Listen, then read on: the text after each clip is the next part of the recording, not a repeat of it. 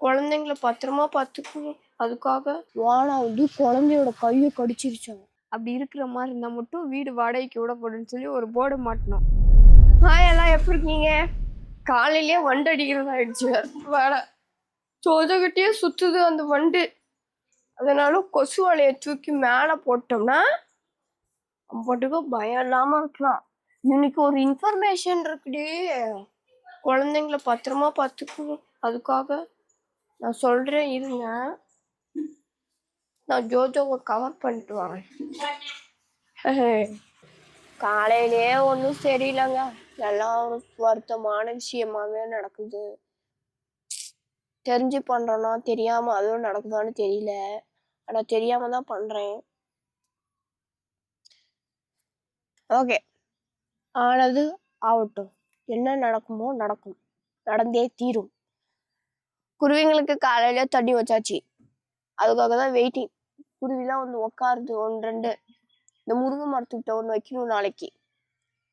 பாவம் என்ன பண்ணு வெயில் காலத்துக்கு. குருவி தண்ணி வச்சாச்சு. ஒரு விஷயம் உங்ககிட்ட சொல்றேன்னு சொன்னல, குழந்தைங்களெல்லாம் பத்திரமா பார்த்துக்கோங்க.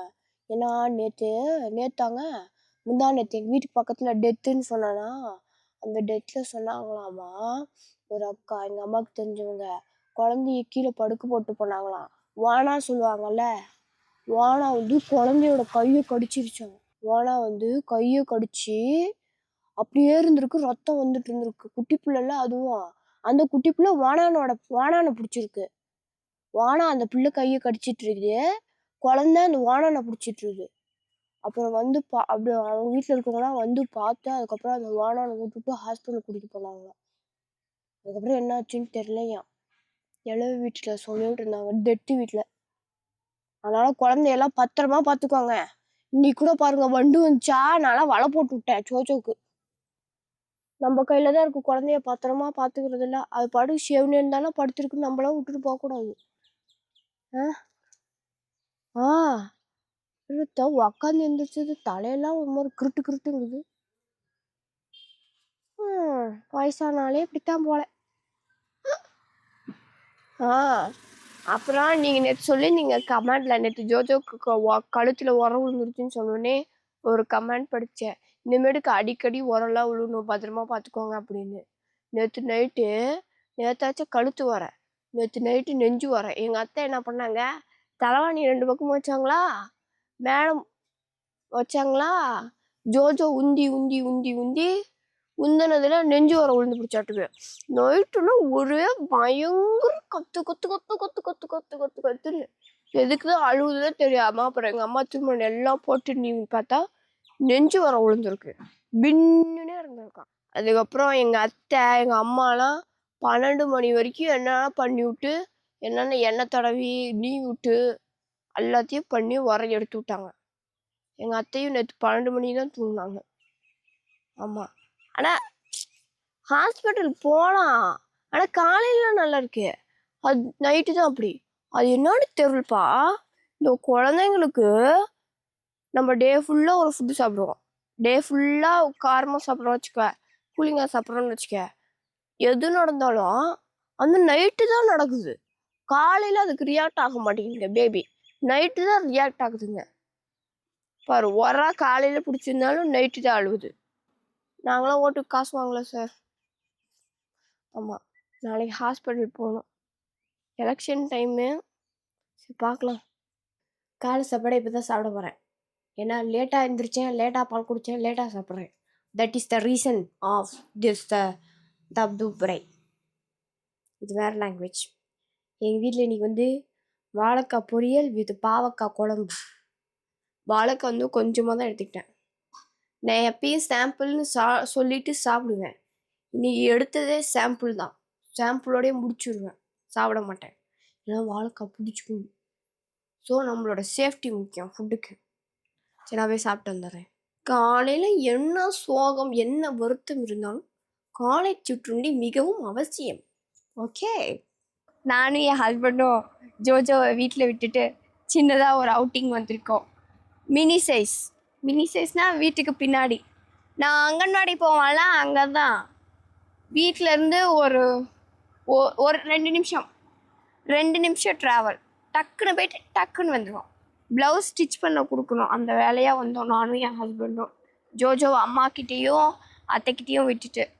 இந்த சைடில் அவ்வளோக்கும் வெயில் தெரிஞ்சு கொள்ளாது, ஏன்னா செடியெல்லாம் இருக்கும். அதனால ஓகே நானும் வரேன் அப்படின்னு சொல்லிட்டு வந்துட்டேன். அதான் பேய் கொண்டிருக்கிறேன். ஆக்சுவலாக அவங்களுக்கு வந்து நாங்கள் ஹோம் டூர் போட்டு காமிக்கலாம் தான் வந்தோம். வந்த இடத்துல பார்த்தா ஓனர் வந்து 2 கையிலையும் அருக்காடை வச்சுட்டு தடுக்கிற மாதிரி ஓனர் கூட்டுக்குள்ளேயே உட்காந்துருக்காங்க. இன்னும் எந்திரிச்சு போகவே இல்லை. அவங்க வீடு அவங்க இருக்காங்க, நம்ம என்ன சொல்ல முடியும்? வேணா ஜூம் இன் பண்ணுறேன், ஓனர் எப்படி உட்காந்துருக்காங்கன்னு பாருங்க. தலையை மட்டும் வெளியே நீச்சிட்டு உட்காந்துருக்காங்க இந்த ஓனர். இந்த ஓனர் இப்போ தான் வந்து முட்டை வச்சுருக்காங்க. அங்கே ஒரு ஓனரை பார்க்கலாம் வாங்க. நாங்கள் வந்து வீடு ரெண்ட்டுக்கு விடுறோம், பறவைங்களுக்கெல்லாம் வீடு ரெண்ட்டுக்கு விடுறோம். இங்கே என்னடான்னா ஒரு ஓனர் கூடு கட்டியிருக்காங்க. வீட்டில் யாராவது இருக்கீங்களா? பயமா இருக்குது. பாவம் பசிக்குதாட்டுது. கேமரா நீட்டிட்டு சச்சு பசிக்குதாட்டுக்கு. எங்க போயிட்டாங்க? 2 பேருமே இல்லை, வீட்டில் ஆள் இல்லை. ஒரு கை குழந்தைய விட்டுட்டு போயிருந்தா வீட்டில் ஒருத்தர் போயிட்டு ஒருத்தர் இருக்கணுமா இல்லையா? ஒரு புள்ள பொண்ணு அவனை 5 பேர் இருக்குது. சரி, பூ பொறுக்கிறதுக்கு வேற டைம் ஆயிடுச்சு. வீடு நாங்கள் வாடகைக்கு விடுறோம்னா இந்த வீடுக்கெல்லாம் கம்பல்சரி ஒரு போர்டு ஒன்று மாட்டிடுவோம். கம்பல்சரியாக வீட்டில் ஒருத்தர் ஆள் இருக்கணும், அப்படி இருக்கிற மாதிரி இருந்தால் மட்டும் வீடு வாடகைக்கு விடப்படுன்னு சொல்லி ஒரு போர்டு மாட்டணும். நீங்கள் வந்து எத்தனை நாள் வேணால் ஸ்டே பண்ணிக்கலாம் வாடகை தராமல். ஆமாம், அந்த ஓனர் வந்து ஹை குவாலிட்டி ஓனர். எப்படின்னா எப்படி ஒரு ஏசியிலே இருக்கிற ஓனர், தண்ணி வசதி, என்னது ரூம் வசதி, பாதுகாப்பு வசதி அதெல்லாம் இருக்கு. கேட்லாம் போட்டு வச்சிருக்கோம். அதனால அவங்க ஹை பட்ஜெட் ரூம் புக் பண்ணியிருக்காங்க. தண்ணி வசதியிலேருந்து படுக்க வசதியிலேருந்து வெயில் கூட அடிக்காது, அந்த அளவுக்கு ஒரு வசதி, பெரும் வசதி அந்த அந்த அந்த வீட்டுக்குள்ள இருக்கிறவங்களுக்கு. இந்த வீட்டில் இருக்கவங்களுக்கு குழந்தை பிறந்துருச்சு, ஆனால் ஆளை காணோம். ஒரு பிஞ்சு குழந்தைய விட்டுட்டு வீட்டில் ஆள் இல்லாமல் 2 பேரும் உணவு தேட போயிருக்காங்க. உணவு இதுக்காக தான் தேட போகிறாங்க. பட் வந்து என்னன்னா தனியாக இருக்குனால ஃபீல் பண்ணுது. இன்னும் ஒரு குட்டி இருந்துச்சுன்னா கரெக்டாக இருக்கும். ஒன்றா இருக்கும், கொஞ்சம் பாவமாக இருக்குது.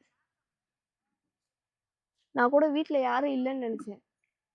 இவனுக்குலாம் நம்ம போனோம்னா டிக் டிக் டிக்னு காலிங் பெல் தட்டிட்டு போகணும். ஒருத்தவங்க வீட்டில் அவங்களோட பெர்மிஷன் இல்லாமல் போகக்கூடாது.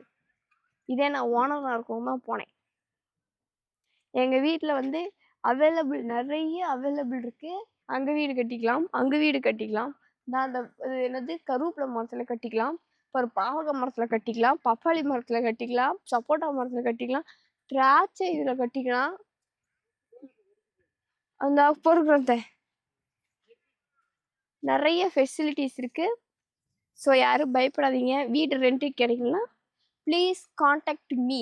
இன்னும் கொஞ்ச நேரம் நான் இந்த வீட்டு ரெண்ட்டை பற்றி பேசிட்டு இருந்தேன். எங்கள் அத்தை என்னை ரெண்டாக்கிடுவாங்க. நான் பக்கம் இந்த பூவை பொறுத்திட்டு பக்கம் இந்த பூவை பறிச்சுட்டு உள்ளே ஓடுறேன். ஓகே, உங்களுக்கு நிறைய வீடு எக்ஸ்பிளைன் பண்ணலான்னு பார்த்தோம். ஓனர் வர சத்தம் மாதிரி கேக்குது. உங்களுக்கு அவங்களோட வீட்டை நிறையா டூர் போடலான்னு பார்த்தோம், பட் ஓனர் இல்லாதனால முடியல. அடுத்த ஒரு வீடியோவில் பார்க்கலாம். இன்னைக்கு நாள் ஒன்றும் சரியில்லைங்க, அதான் அடுத்த ஒரு வீடியோவில் பார்க்கலாம். Tata, bye bye.